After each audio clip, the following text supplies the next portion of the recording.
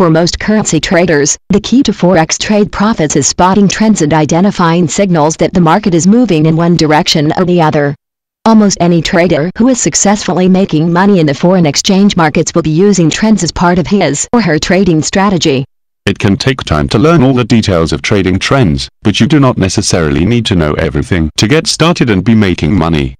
There are many different ways to use technical analysis to spot a trend, but even if you only know one or two ways, that can be enough provided your methods are reliable and profitable. Keep in mind too that no method is going to be successful 100% of the time.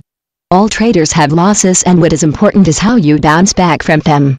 Do not be tempted to increase your risk on the assumption that you will not have two losses in succession. They do happen, and more often than many people think. Never follow any plan that involves increasing your position to try to recover a loss. This will lead to disaster in the long term if not immediately. Good systems will take losses into account without requiring you to change your position size. Expert currency traders can often spot a trend just as it is forming and exit at the peak of their profits. How they do this can seem to be a complete mystery. When asked, they may talk about intuition, but in fact what seems to be a sixth sense usually comes from long years of experience. A trader will not be aware of remembering all the charts, trends and patterns that he has seen in his trading career, of course, but the memory is held at some level below consciousness.